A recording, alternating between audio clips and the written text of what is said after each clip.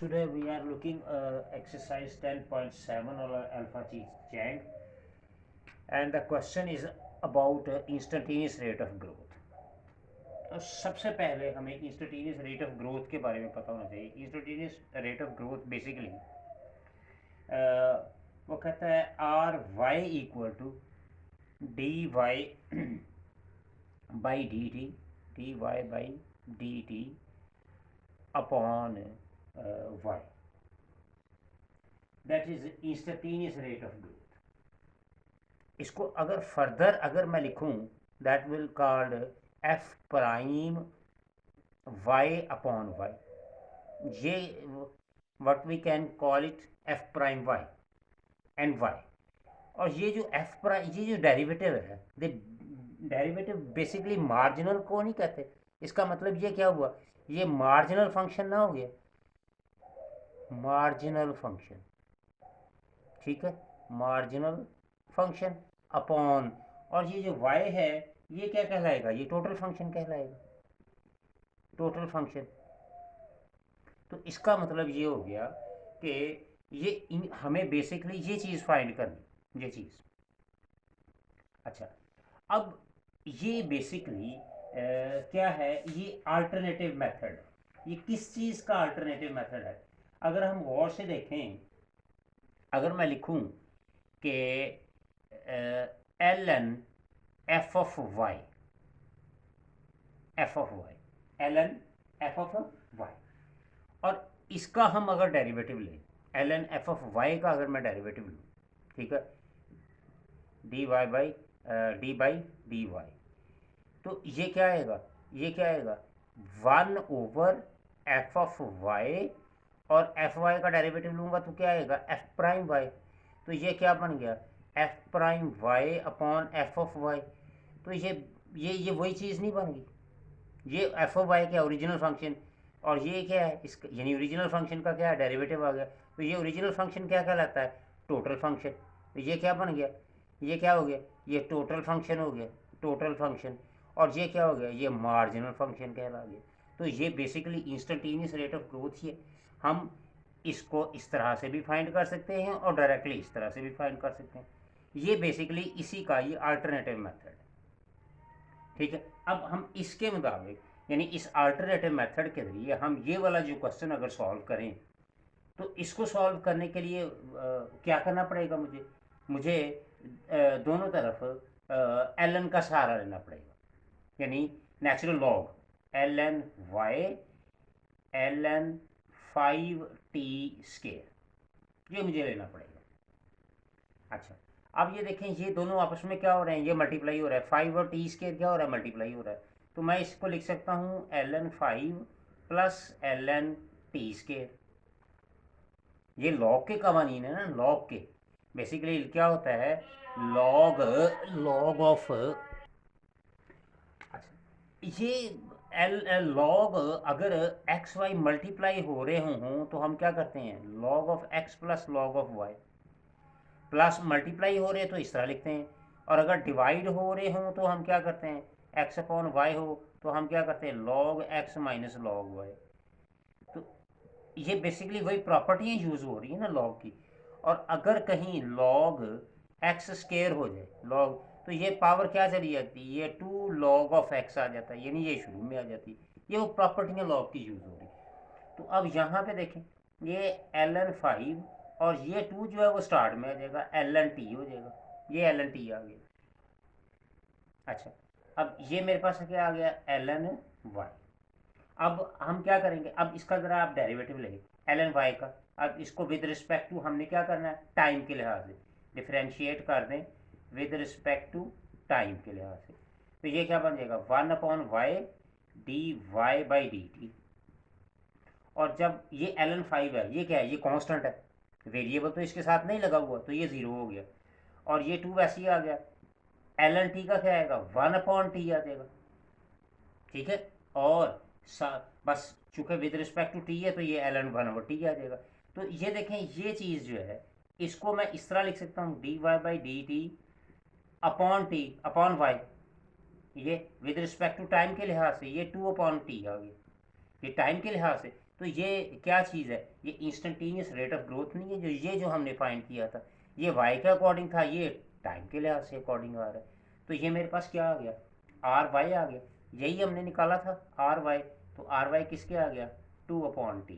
तो ये मेरा क्वेश्चन था, ये इंस्टेंटेनियस रेट ऑफ ग्रोथ के हमने इंस्टेंटेनियस रेट ऑफ ग्रोथ कैसे फाइंड करना है। कि नेक्स्ट हम इसी क्वेश्चन का हम डी पार्ट करने लगे। हमने फाइंड क्या करना है, इंस्टेंटेनियस रेट ऑफ ग्रोथ। अब सबसे पहले हमने क्या करना है, इसका एल एन ले ले दोनों साइड पे, L N 2t into T square, ये हमने एल एन ले लिया। अब ये देखें ये आपस में क्या हो रहा है, ये मल्टीप्लाई हो रहे हैं, तो हम इनको क्या करेंगे, L N 2t plus L N T square. और ये पावर्स हैं, ये देखें ये पावर्स है, तो पावर्स क्या आ जाएंगे, इस रूल के मुताबिक पावर शुरू में आ जाएंगे। सो आ जाएगा t ln2 plus 2 ln t, और यहाँ पे मेरे पास ln y है। अब हम इसको डिफरेंशिएट करते हैं, डिफरेंशिएट विद रिस्पेक्ट टू किसके हम करेंगे, t के। तो ये मेरे पास क्या बन जाएगा, 1/y dy/dt। अच्छा, अब t के अकॉर्डिंग करना है, ये ln2 कांस्टेंट है, ये वैसे लिखा गया, और t का डेरिवेटिव क्या आ गया, 1 आ गया, प्लस अब 2 वैसे लिखा गया, ln t का क्या करेंगे, 1/t आ जाएगा, 1/t आ जाएगा। तो ये जो है dy/dt अपॉन 1/y, तो ये वही अगेन वही चीज़ बन गई।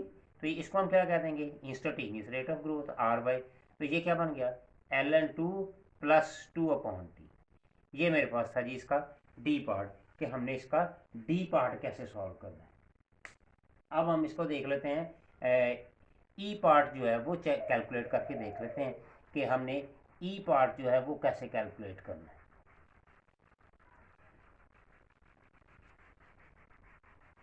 जी ई पार्ट, ई पार्ट के अंदर देखें जरा, उसने पूछा हुआ है y equal to t/3 again देखें हमने क्या करना है, उसी तरह सेम हमने ln ले लेना है, ln y और ln t/3 अब ये क्या हो रहा है, ये डिवाइड हो रहे हैं, तो डिवाइड में लॉ का ये रूल अप्लाई होगा। तो हम यहाँ पे क्या कर देंगे, ln t माइनस ln 3 तो ये वैसे लिखा गया, ln t वैसे लिखा गया, ये पार शुरू में आ जाएगी t ln 3, और यहाँ पे आ गया ln y। अब इसको डिफ्रेंशिएट कर दे विद रिस्पेक्ट टू किसके करना है, t के। तो क्या आएगा, 1/y dy/dt, और ln t का क्या आएगा, 1/t, और माइनस इसका जब डेरिवेटिव ln 3 कांस्टेंट है वैसे लिखा गया, और t का क्या आ गया, 1 आ गया। तो ये सारा मेरे पास क्या बन गया, इंस्टेंटेनियस रेट ऑफ ग्रोथ आ गया।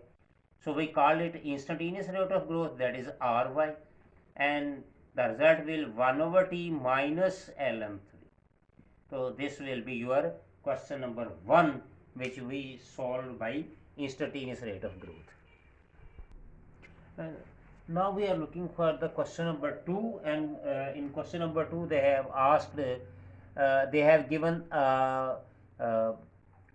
population function and a consumption function. ये मेरे पास पॉपुलेशन फंक्शन है, h इक्वल टू h0 और 2/bt, that is a population function. और जो कंजम्पशन फंक्शन दिया हुआ है वो ये दिया हुआ है, ये कंजम्पशन फंक्शन है, c equal to c0 e⁻8, ये मेरे पास कंजम्पशन फंक्शन। अच्छा, उसने कहा क्या है, पहले देख लें, रेट ऑफ ग्रोथ निकालनी है, लेकिन किसकी, पॉपुलेशन ऑफ कंजम्पशन, यानी दोनों की निकालनी है। दोनों का हमने डिफरेंस देखना है कि कितना डिफरेंस आ रहा है rate of growth of population के लिए के लिहाज से। तो सबसे पहले we have to take the ln on both sides, ठीक है। तो हमें यहाँ पे सबसे पहले ln h equal to ln h0 e⁻t, तो ये आपस में देखें ज़रा, ये क्या हो रहा है, ये मल्टीप्लाई हो रहे हैं। तो हम क्या लिखेंगे, ln h0 plus ln two B की पावर टी, फिर हम क्या लिखेंगे L N H not plus ये पावर जो है वो शुरू में आ जाएगी, B T L N two आ जाएगा, और ये आ गया एल एन एच। अब हमने इसको क्या करना है, डिफरेंशिएट करना है। डिफरेंशिएट कर दें किसके according, with respect to time, time के लिहाज से इसको डिफरेंशिएट कर, तो ये क्या बन जाएगा 1/h और D D Y by D H by D T, D H by D T, और h के लिहाज से चूंकि कर रहे हैं, सॉरी t के लिहाज से कर रहे हैं, तो ये यहाँ पे तो t नहीं है, तो ये इसका क्या आ गया, ये ज़ीरो हो गया, ये सारा ही ज़ीरो हो गया। अच्छा, अब यहाँ पे देखें ये b और ln2 ये दोनों जो है ये क्या है, कांस्टेंट, b और ln2 ये साइड पे लिख दें, b ln2 साइड पे रख दें, और t का डेरिवेटिव लेंगे तो ये 1 आ जाएगा।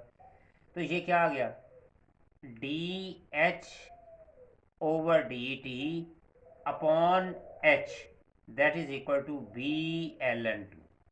तो ये मेरे पास आ गया जी, रेट ऑफ ग्रोथ आ गया, किसका, पॉपुलेशन का आ गया। इसको हम आर एच लिख सकते हैं, ये मेरे पास क्या आ गया R H, that is B ln2, ये मेरे पास आर एच आ गया। अब इसी तरह से हम इधर कंजम्पशन का हम ले लें डेरिवेटिव, तो हम सबसे पहले क्या करेंगे, इसका एल एन ले ले दोनों साइड से, एल एन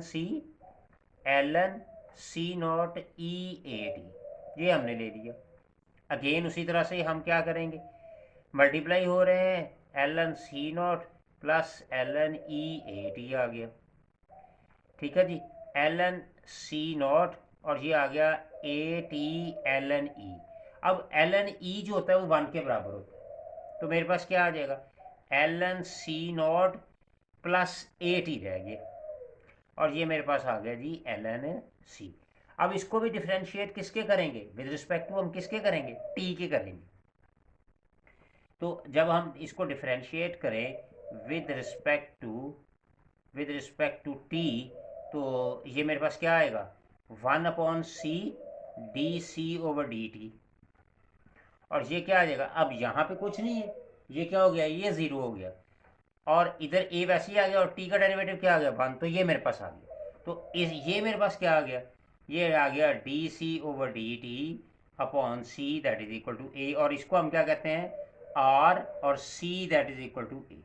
तो ये मेरे पास आ गया जी कि क्या क्या आ गया, ये मेरे पास आ गया जी कंजम्पशन का रेट ऑफ ग्रोथ आ गया, और ये पॉपुलेशन का रेट ऑफ ग्रोथ आ गया।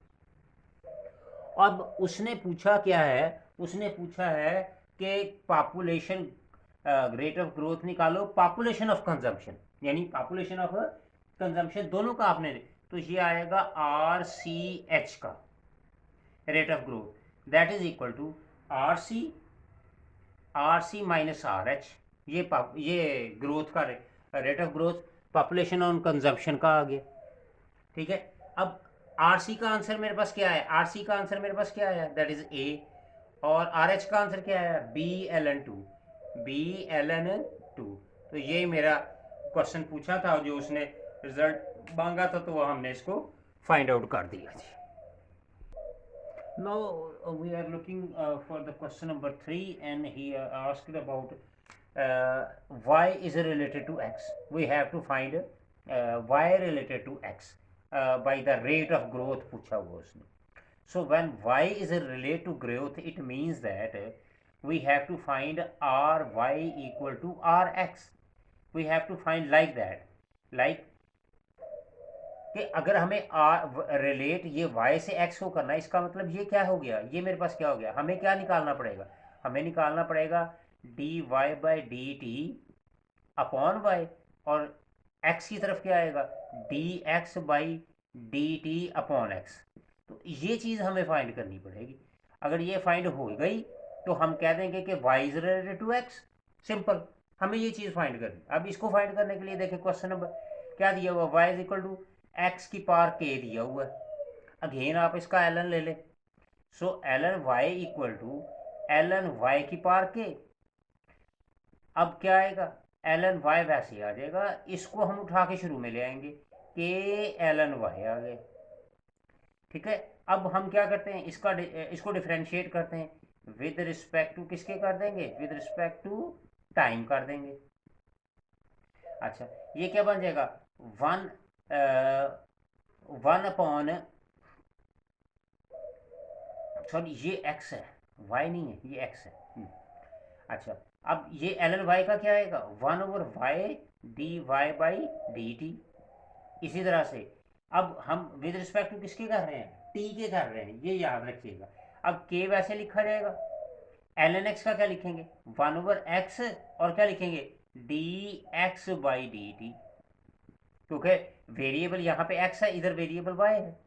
अब ये देखें ये वही शेप बन गई, इसको हम क्या लिख सकते हैं, d Y by D t हम इस तरह लिख सकते हैं ना अपॉन वाई, और ये के वैसे ही आ गया, और इसको लिख सकते हैं D x by D T और अपॉन में एक्स। तो ये देखें ये वही शेप बन गई ये वाली, यानी हमने इसको रिलेट कर दिया एक्स के साथ, तो ये क्या बन गया, ये आर वाई बन गया, और ये के आ गया, और ये क्या आ गया, आर एक्स बन गया।